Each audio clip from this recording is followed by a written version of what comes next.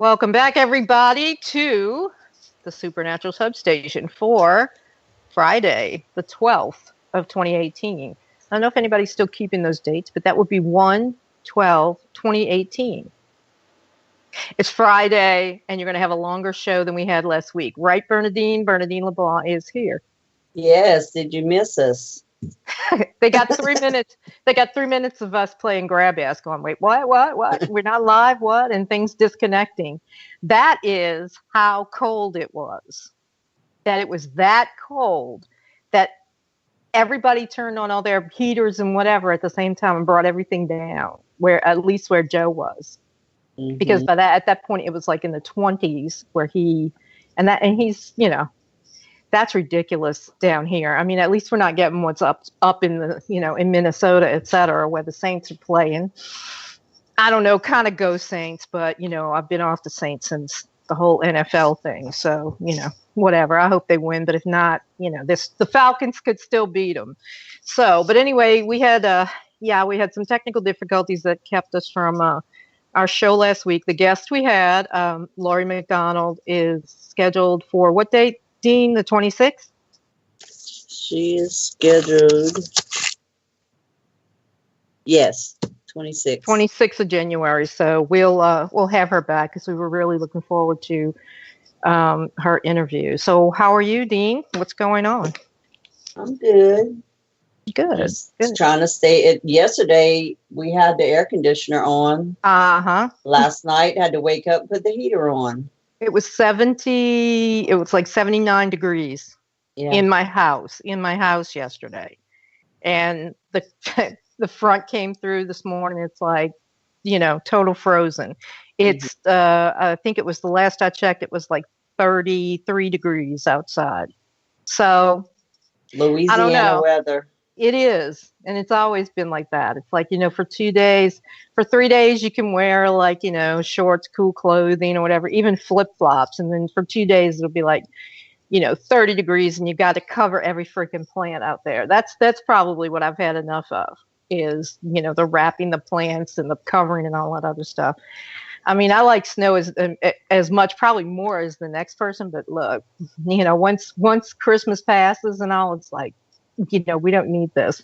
So, but anyway, so we're all tucked in and we're snuggled. So later tonight, around in about, I guess we'd say 20 minutes or so, we're going to be joined by our guest, and that is Loyd Auerbach. And any of you who are like old like me and who were around for the first blush of like us. Like I didn't want to include you, I was being polite, but anyone who's past a certain age and has an interest in paranormal investigation and paranormal research knows the name Loyd Auerbach. And it's I wish we saw more of him. I've always thought that he deserved his own show because he was part of the group. I mean, like a TV show, an actual show for, a network, because he's been, I'm reading his bio and it says 3 decades. And that is at least as long as I remember. We often talk about the vanguard being, Lorraine-Warren, Hans Holzer, Sylvia Brown, all that bunch, and John Zaffis, and Loyd has always been in that bunch. And, I'm surprised that, they really somebody hasn't reached out to him to actually get it, because of all the people that are involved and interested in it. He actually has credentials for, real credentials. Like a lot of people make up their, I'm a demonologist and I'm going to print out this form, and I call myself that. But he has been an educator all of that time, all of his life. He's had some other things, and he's written several books. There's probably too many to mention, but he's always been like at the forefront of scientific side of the research. And in other words, somebody like him could really say, why don't you put your money where your mouth is and combine investigating with science? I mean, I'm looking at what we've been talking about. Right, exactly. I mean, and people have laughed when I've said the word parapsychology, because and I understand that because it's like a 70s lingo, kind of like that 70s, but that's exactly where it became predominant, and it is. And I want him to, to look tonight. I'll ask him a little bit about the science of parapsychology. It has a little bit of a bad rap because of the para part of it, I guess. I don't know, like some people said, you're playing like science, but of all the sciences, that's the one that the supernatural responds the best to. Everything else is speculative. All of the investigation techniques and everything else that is done. So, and just as we've been talking, you're right. He says I'm looking on parapsych.org, and he says, lately I have been working with others across the country to try to bring some sense of connection between the amateur quote-unquote paranormal community and those in the scientific field of parapsychology, which I hope will lead to greater support for the field. However, this is a difficult task given the disconnect between the paranormal and parapsychology in the minds of the hobbyists and amateurs. Now, people will take offense at that, okay? But this man's been doing this for like 3 decades. So they can be offended. And exactly, I'll always put the word community in, quotation marks, because of all the communities, these people tear each other up left and right, and badly, I mean, it seems like every sort of paranormal type, invest or interest rather, there's always somebody who wants to fight about stuff. I mean, there's always people who want to fight. My evidence is better than your evidence. You don't know what you're talking about. You're a fraud. You're a phony. And it's in every walk of life. It's because that's what they get into, because I've been in the paranormal field community for a long time, and I'm not into all that stuff. Right. Just not. Like, if you decide you want to be in it, debate everybody, fight over this and that, that's what you're going to do. I don't do all that. So I guess it's up to the person, the team, a person's, I guess, their personality.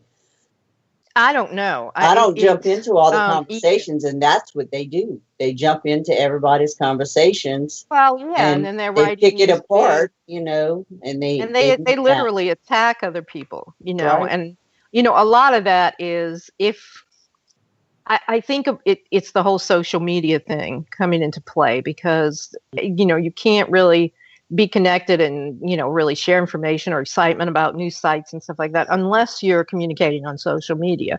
And that's where things get dicey for a lot of people for a lot of reasons, and then you get somebody will call some people a fraud or call their technique a fraudulent technique, and it starts to divide people.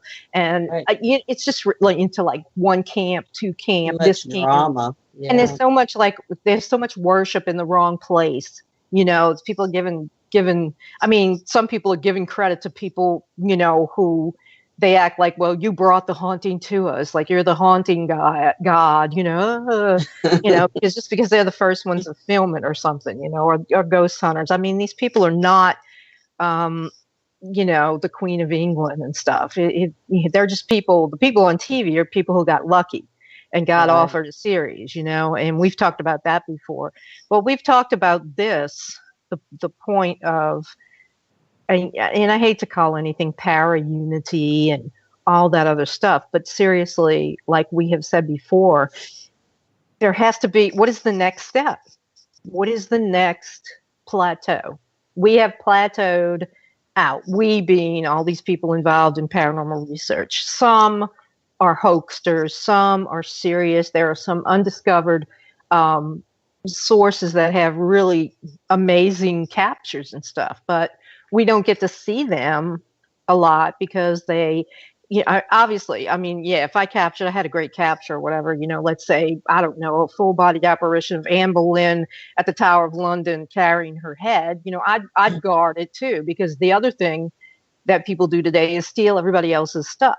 They steal their, and that because I've had mine stolen. Exactly. Yes. Right. Mm-hmm. So, but there has to be some kind of, a moving forward with this where there's something that people can trust, a place, a group, or whatever, where everything is neutral, there's no prejudgment on what you're submitting, and you basically, everybody agrees that these are recognized professionals, actual professionals, or people that have done it long enough, like a man with 30 years of experience, that they can, and so submit and begin to codify this stuff, this amazing evidence that people have been collecting for decades now, because what are we going to keep doing? Destination America is going to change its name to Destination Paranormal, and it's going to be 24/7, 365 paranormal shows. It's almost that now. It is, yeah. I don't know why they haven't changed their format anyway, but that's all it's going to be. We're going to keep seeing reruns. I think the only thing that we've seen so far, like we're talking about, but it's not like we're talking about because it's kind of silly, is people that submit their evidence to these three people. I can't remember the name of the show, and they try to debunk everything. Mm-hmm. Like trying to recreate. You mean fact or fake? Yes, that's the only thing I've seen. Yeah, but look, I was watching them just yesterday. They're funny. And it's funny, and they have a real cute guy named Ben Hansen on there. He's cute. I'm probably old enough to be his grandmother, but beyond that, I understand the premise. They're people are sending them things, and they have to, quote unquote, and I hate to use this word, debunk it or disprove. But the way that they do it, like there was this one in the very early episodes where this girl levitated off a bed, okay? And they're saying, okay, how could we reproduce that? Well, they got this crane and these wire apparatus and all this, stuff. And every time it's been like, nobody has access to Did you see the alien person? No. The blow-up alien guy? No. They used him because someone had submitted, I think it was a photograph of an alien guy, because they felt like they were an abductee. So I think I know alien guy. Yeah. And they have him on a string and they're floating him around the room. Yeah, but the average person who doesn't have a major network behind them, like Sci-Fi, because that originally aired on Sci-Fi, they don't have the money to do this. So the whole premise of the show is ridiculous, okay? Yeah. What they should be doing, and what would be more interesting, I guess, is like, the Hillbilly Blood that was on some other channel. You try and reproduce it with only the stuff that a person would have. Right. Like nobody's got a gyrocopter and all this other crap, on we just don't, we don't have access to all the apparatus and stuff, come on. So if they spending a lot of money trying to do all that, but yeah, but so if you spend, a couple of $1,000s on whatever the hell it is, and reproducing, of course you're going to be able to reproduce it. Right. Of course you are. That's why I say this show is funny. It's funny, but they have to realize at some point that this is just kind of, it's kind of like, like Nessie. They put this floating thing in the water and try to recreate Nessie. I'm like, okay. Yeah. Well, the famous picture of Nessie, the one where it's like coming out of the water, that was taken like in the 1930s. There was a doctor who took it, and before he died recently, I think this is like within the last, I don't know, 5 or 6 years, before he died, he said it was a fake, that they had floated a piece of driftwood or something, when the lighting was perfect and it looked like Nessie. So even that, but the average, if they went there and they said, like, okay, so what would these people have? They had a camera and a stick, basically, and the time of day, okay? And that's what it is. They don't have some submersible thing with a Lawrence and, cameras to see if it's a school of fish and all this, so I liked it, but I liked when they couldn't do anything. And one of those times was when they had Greg Myers, and Tom Halstead, who is dead, from Paranormal Task Force. And they had experienced some kind of activity at it was a haunted truck stop somewhere in Missouri, and Tom Halstead had gotten the photos of it, and he and Greg are the ones that had the experience, and this was obviously before Tom died because they were both there. They couldn't recreate it, and they couldn't explain it, and they saw the photographs, and I think it was negatives of the photographs because he was actually using film, and they went in and they tried to make noise that could be confused as that. And so they couldn't do it, and they couldn't do much of their science, gizmo, whatever they wanted to do. So those are the ones that are worthwhile, that, and they were trying to one time, I don't know. There's others like that, dealing with photographs and stuff like that, where you just have to accept that something weird happened. And so they had one or two seasons, and now they go around to paranormal conventions and they get paid, appearance fees, and what has that done to advance the study or legitimize anybody else? Because when people see that kind of stuff, it's like, well, if I had $1 million, I could prove anything. It doesn't advance anything. It doesn't advance science. It doesn't advance, documentation. It doesn't advance people's opinions, enlighten or anything. So what do you do? It's entertainment. Yeah, I think I'd be kind of upset if I'd send them something and it's legit. Mm-hmm. And they try to recreate it and say it's a fake. I would be say mad. It's not. Yeah. Right.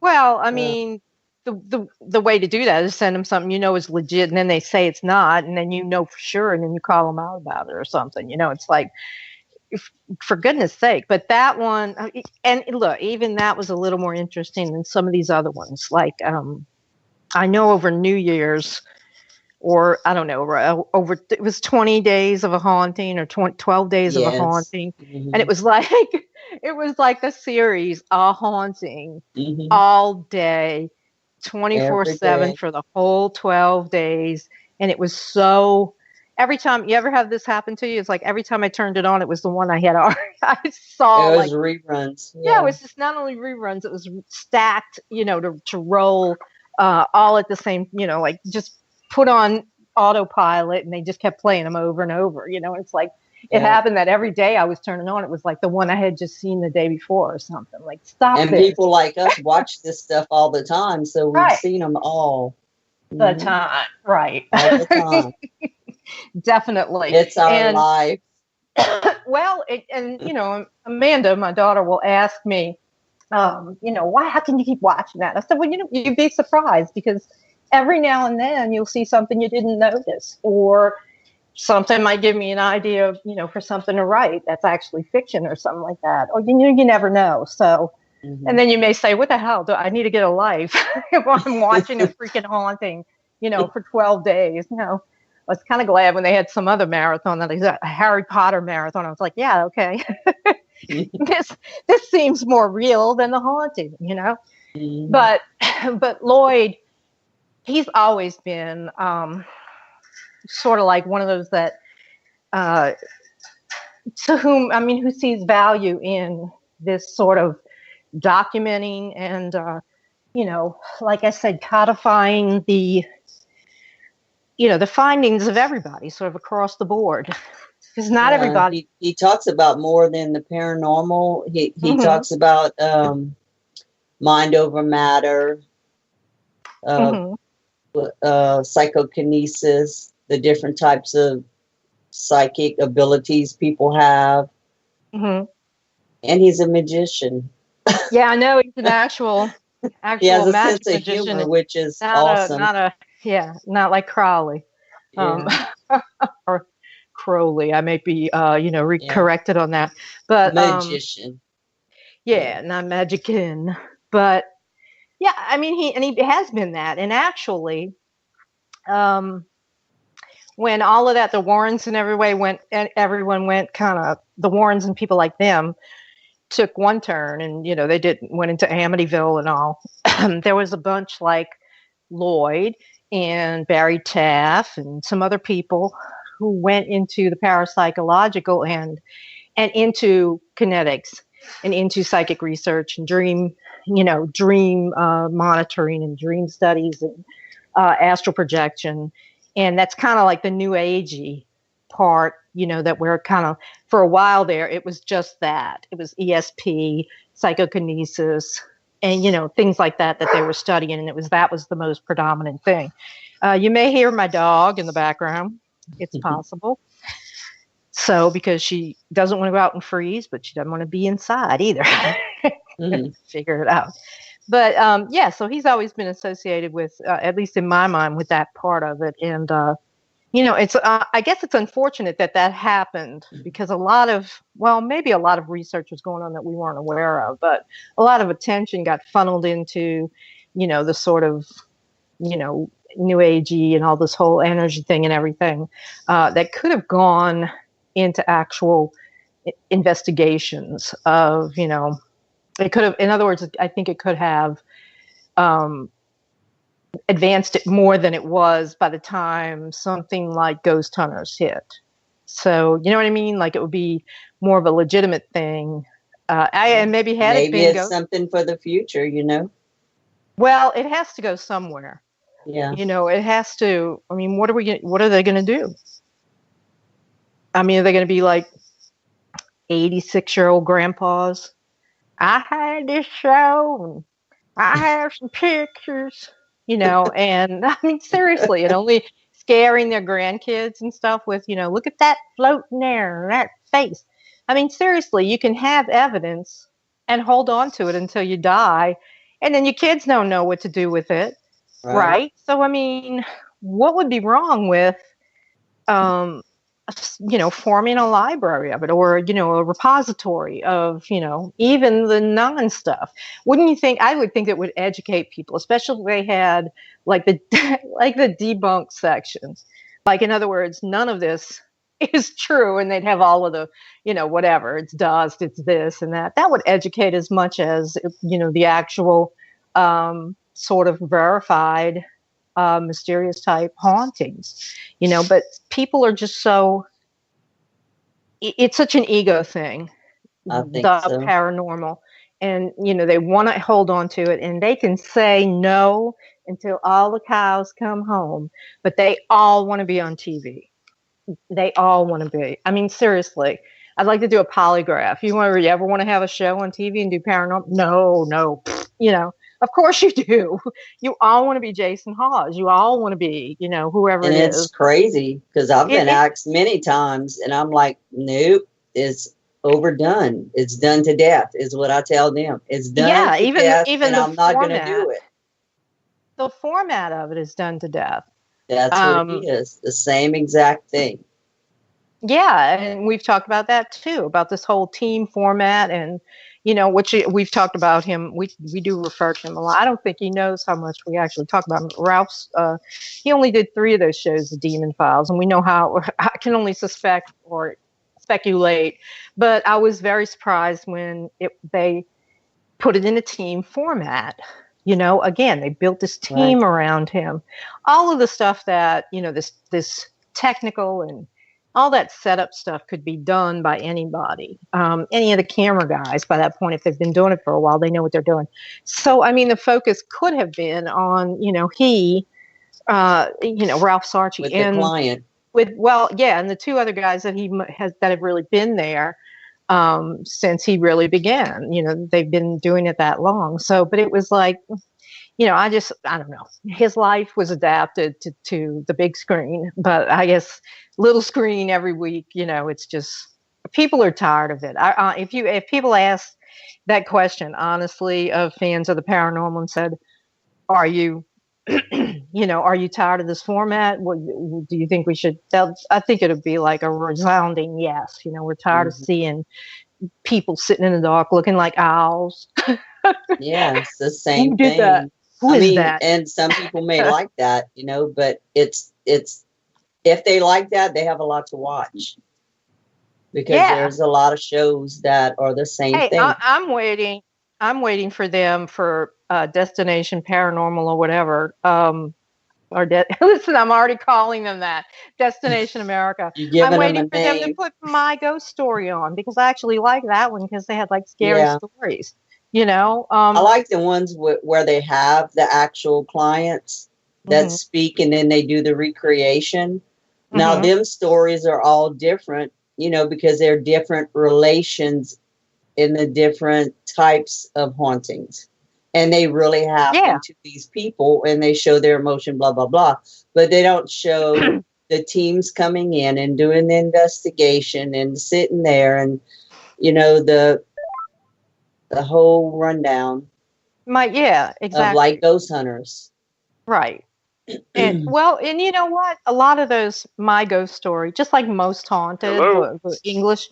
Hey, it's Loyd Auerbach. Hey, hi, Loyd. Hey, we're talking about you. Hi, this is Eileen Postanio, and I'm the co-host with Bernadine of the show. It's great to have you here. We've been talking about you. Okay. I wonder if your ears were burning, because we were really talking it up. And we've basically introduced you through talking. It was all good though. We were reading your bio, and we really just want to talk to you about being a magician. No, I'm kidding. Okay. I'm kidding. Okay, I need a symbol in the back. But I have been saying, and Dean too, that you've been around for decades. And I even said, I don't know why you haven't had your own show so far, and that kind of led us into talking about the shows and the popularity. But just for our guests who may not know as much, or may have come on it later, can you just kind of tell us a little bit about yourself, how you got started, and just fill us in on where you are? Well, I count my official start in parapsychology in the fall of 1979, when I actually started graduate school. John F. Kennedy University here in the Bay Area actually had an accredited parapsychology master's program, which ran from 1977 to 1987-88. And I was there some of the early days, fortunate enough to, time-wise, to get in there. But I've been doing in and around the subject since I was probably about 12 or 13. That's when I really got interested. I've been interested in the subject before that. That's when I discovered that there was actually science behind it. And then I partly discovered it because of the TV show Dark Shadows. That Yay! I loved it. Yay, loved it. Sent me running the library to read books on the occult and vampires and werewolves, and in the same section in the library were the science books on parapsychology. So I kind of glommed onto that, and actually, with the help of a couple of my teachers, started a parapsychology club in my high school back in the New York area. So, and got to meet some major parapsychologists who happen to live not too far from me, and including Hans Holzer. And I just happened to find people who kind of helped keep me interested and find the literature and the people and what was going on, and it really just kind of pushed me towards that master's program. So it's been a long time. I did find out as I was going through graduate school that I preferred to be doing field investigation work rather than laboratory statistical analysis, but I still have an interest in that as well. Well, we were, I was looking on Parapsych, which also has a bio of you, and you made, I don't want to get to the cart before the horse because we want to hear more, but you made a statement about bringing like this all to the next level. In other words, and you call it connecting the paranormal investigator, the amateurs and the hobbyists with the science, which is and it seems like a lot of people don't understand what parapsychology is. And we were also talking about how they're reluctant to do that. So, I mean, as a definition, can you give us a definition of parapsychology? Sure. Parapsychology is a study of aspects of and activities and events and interactions of the human mind, of consciousness, pretty much with the world around us that don't fit into our current framework of how human beings work and are outside the range of our normal senses. So it includes extrasensory perception, which is information. It includes psychokinesis, which is affecting things with your mind directly. And it includes the idea that consciousness can survive the death of the body, survival of bodily death. And what because of the TV shows, what most ghost hunters don't understand is that you have to know, in order to really understand what might be going on with apparitions and hauntings, and especially poltergeists, knowing about ESP is extremely important. Knowing about psychokinesis is extremely important. In fact, you can't not know about psychokinesis and deal with poltergeist cases. So it's one of those things that we study, well, we study quite a bit in the laboratory in parapsychology.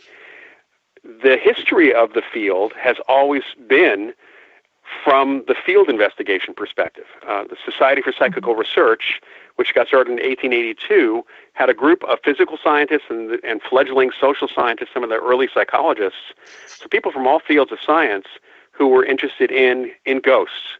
They were interested in dreams. They were interested in telepathy and precognition. And all of those things were being studied, and most of it was being studied outside the laboratory. I mean, they were working with haunted places and haunted people and seances and mediums and all of that. So the original ghost hunters were actually the parapsychologists, although they didn't call themselves that until the early part of the 20th century. Oh, Loyd, you may hear my dog bark. I just wanted to let you know. I have a dog, and she's very loud. Sorry about that. Go on. I'm sorry. That's okay. That's okay. So, really, the history of what has gone before, and most of the models that we work with for apparitions and hauntings and poltergeists come from the inception of some of the research that was done in the late 1800s. And a lot of that stuff, by the way, a lot of the research, a lot of ghost stories, a lot of investigations are available for free from the early journals and books on the Internet Archive. So things before 1923, there's tons of material out there. You're talking about the American Society as well as the British Society? Both the American Society for Psychical Research and the British Society for Psychical Research. The SPR in Britain is still very active, in fact, more active now because they got a large bequest when somebody passed away a few years ago. The American Society for Psychical Research, the building still exists, but unfortunately they're not active to speak of. See, and I've always thought that's what we need, because what came out of, those early researchers, Harry Price, who was often accused of being a fraud, but there were so many. I have a book by Dennis Bardens, which was published in, I think, 1965 or so, and he has many of the cases that were reported, like his firsthand accounts and all, and it's just so interesting. And I just don't understand why we can't have something like that today. That would be accepted by everyone. I mean. I think at that time, in the late 1800s, especially early 1900s, you have to also remember that spiritualism was incredibly popular all over the world. Mm-hmm. So scientists got involved to find out what was really going on in spiritualism, not necessarily from a skeptical perspective, a disbelieving perspective. They wanted to really ask those questions and find out what's going on. But that's not a popular thing these days and hasn't been for decades. Plus the fact that there's been a movement in academic science partly because of the skeptics, the organized skeptics who got organized in the 1970s, to embarrass and make it a very hostile environment at the college level and just in general in science for anyone who expresses an interest in this subject. Mm-hmm. Yeah, you're right about that. And we still get that all the time. I'm going to bring Dean in. I know you've got some questions. Go ahead, Dean. I wanted to know if you could explain, I know the difference, but if you can explain to our listeners that may have the question, can you explain the difference between mind over matter and telekinesis? Well, telekinesis is a form of mind over matter. Right. Telekinesis specifically would be a label where you're creating movement at a distance. That's what it actually means. We use the term psychokinesis because the mind cannot just move things. It can cause things like metal bending. It can cause healing. We can affect computers. We can affect things on the microscopic level. There's a big range of mind over matter effects. That's what my latest book is about. And telekinesis is just one piece of that. It's the most visual piece, especially for television and movies, of course. Mm-hmm. But it's not necessarily the most common piece. It's all about, I guess, the power of the mind and the untapped the untapped powers that we have.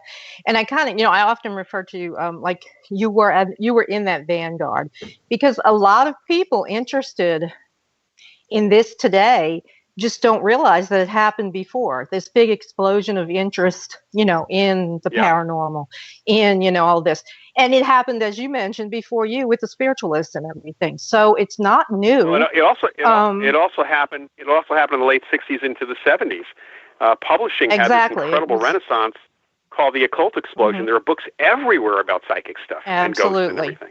Absolutely. Yeah. And that's how I kind of grouped Lorraine and Ed into that, and somewhat Hans Holzer, even though, it wasn't strictly, all of that was kind of working together to popularize it. And then, and my mother was into it. And I have a lifetime of regret that she was, but that's what's gotten me to where I am today. And we had just she just didn't know what she was dealing with, basically, to just cut to the chase. She didn't know what she was dealing with, and there were consequences. But, I noticed, like, when I hear parapsychology, I hear your name. I also think of people like Barry Taff and the entity haunting and the actual scientific approaches that were used right at the time when it forked off into more of like the kinetic and the psychokinesis studies, and ESP became more predominant. I think probably because of the New Age, the advent of the New Agey type stuff. Well, and, more so than ghost hunting, more so. I mean, it was more in the zeitgeist than that goes back much further than that, though. I mean, yes, ESP and PK were the focus of a lot of research starting back in the very early 1930s with J.B. Ryan and his folks over at Duke University. And they and the Psychical Research Foundation still did apparition, haunting, and poltergeist cases. Nandor Fodor, who's a very important person in this field in the early 20th century, wrote a ton of books. He was a ghost hunter. He was a psychiatrist. He actually wrote one of the first books on fetal learning. He had an incredibly good background, but he wrote for the general public and he wrote scientific papers.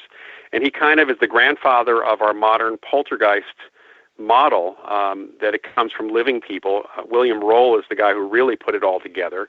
And, the fact is that we have tested this model out, the poltergeist model of not being spirits, not being ghosts, over and over again, to where if a ghost is present and moves something, we don't call that a poltergeist. We just call that an apparition who's moving things. Mm-hmm. Yeah, which is flip-flop from what it actually could have started out as. Like, in that time when you were scientifically explaining what was going on, now people want to, they rush to the conclusion that it's a haunting or whatever. And they're proliferating. Yeah, even the entity case was a poltergeist case. It was not an entity, actually. Mm-hmm. Well, yeah, it sounds good as a movie title, though. And so did Poltergeist. Yeah. But years later, along came Steven Spielberg and all. And now when I look at it, it's like, oh my God, that's so lame, but it was so scary at the time. But go on, Dean. I'm sure you have another question. Yes, I was wondering if you can give us a few stories on psychic dreaming, because I do have that myself. I have a whole journal that I've been keeping for many years, because spirits visit me in my dreams and I get messages and things like that for other people. And I do have dreams of things that do come true. So I do write them down as I wake up. I write everything down so I can remember details. And later on, when it does come true, I write down the dates that it does come true and the details of that and compare my notes. And I know you wrote a book on psychic dreaming. Right. And they have to have different types of psychic dreaming.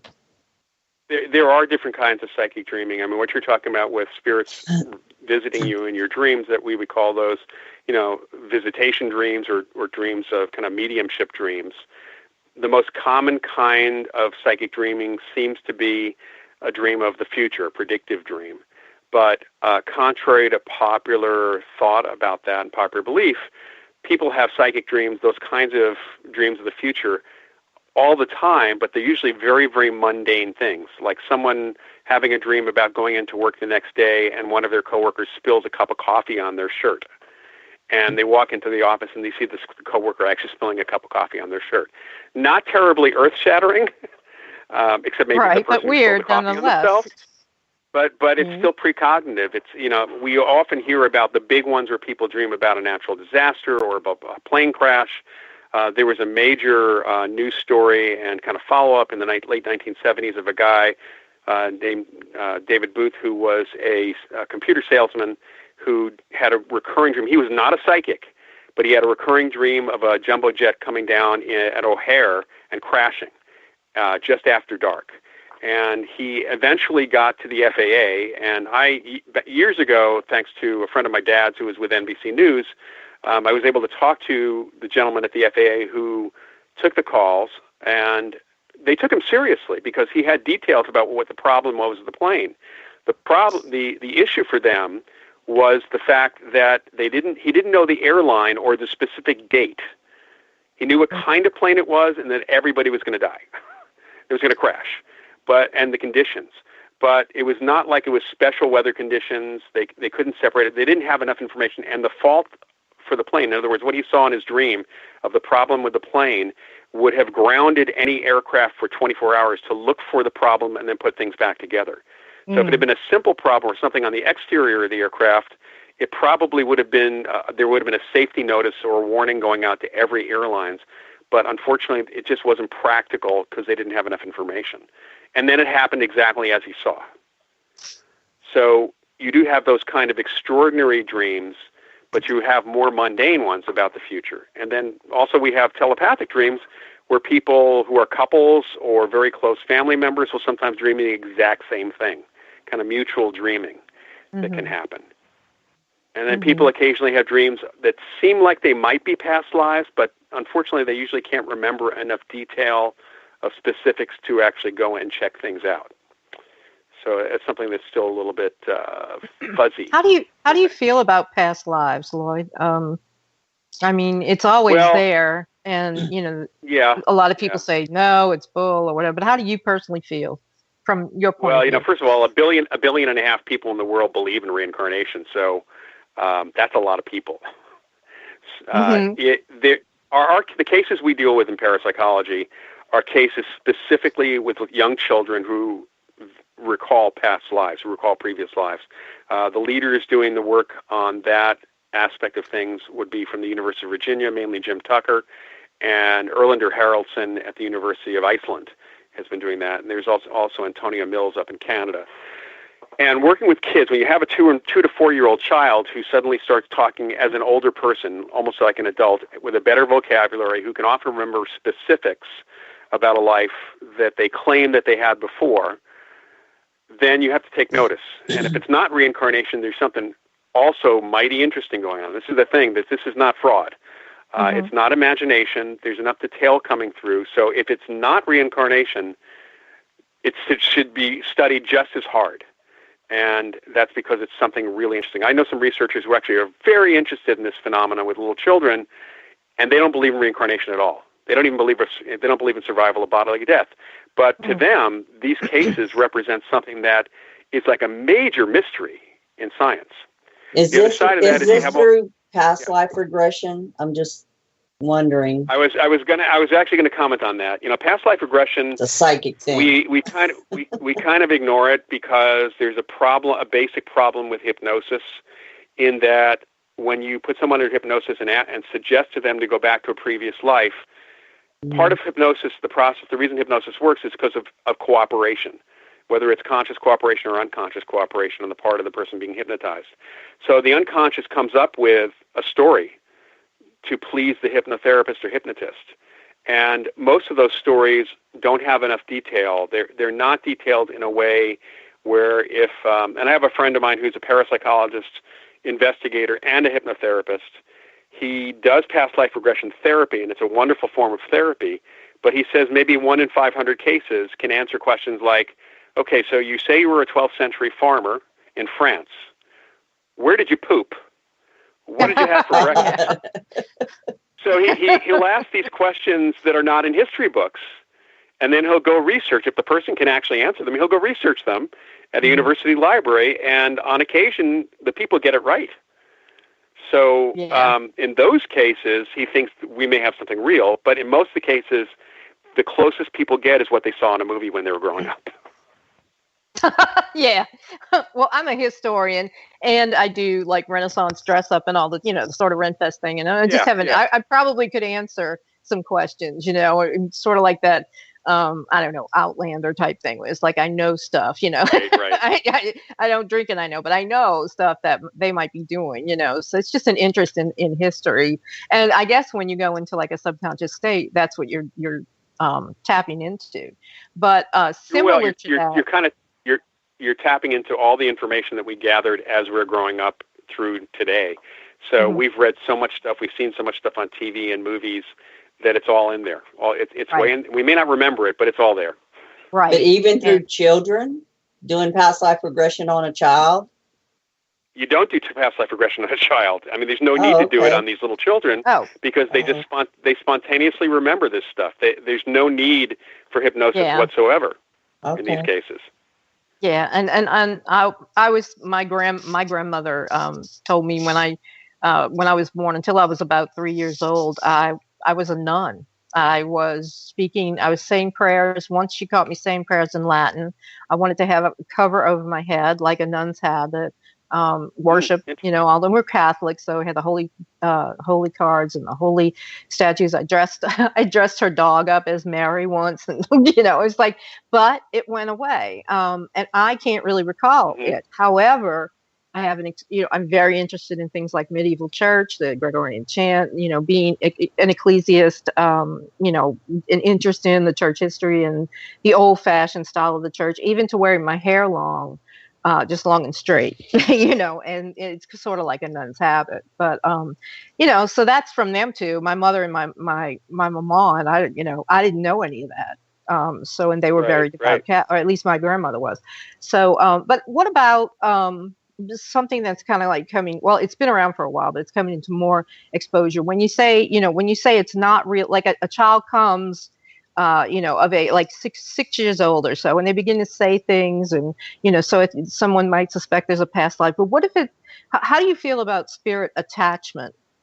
Because we talk a lot about spirit attachment, and I've read Wickland and some other sources on it, and I believe it's completely real. And I believe a lot of the information. How do you feel about that? I think that it does happen sometimes, but the difference with these kids. Where it's not spirit attachment is the children are very, the context. So the child will say, I was this person. They actually know it was a past life rather than I am this person or I'm seeing this person. So there's a difference because we have kids who talk about seeing ghosts and talking to ghosts. And they'll even repeat what the ghost says, but they're not going to say to the adult who says, how do you know that? The difference is a child says, the ghost told me, or I heard it in my ear, or I heard it in my head, versus I was that person. Yeah. So there's a difference there. But I mean, I think it's a really valid concept, though, with a lot of explanation for, people actually hearing voices, and then possessions that people deal with. Because we haven't really seen any genuine cases of possession, of true possession in our culture. That possession means that someone has jumped in your body and taken possession of you, is acting out through you. And if anything, there might be spirit attachment, but that's a very different thing than actual possession. Yeah, than full-blown possession. Yeah, absolutely. But, there's a story that I actually wrote this in my book, and I highlighted it. The story of January Schofield. Have you heard of her, the child that had childhood schizophrenia? She is... You can look it up and look at all of the facets of it. But she basically, when she was brought home, like at a week-old child, she was completely engaged in things, looking at things that the parents couldn't see,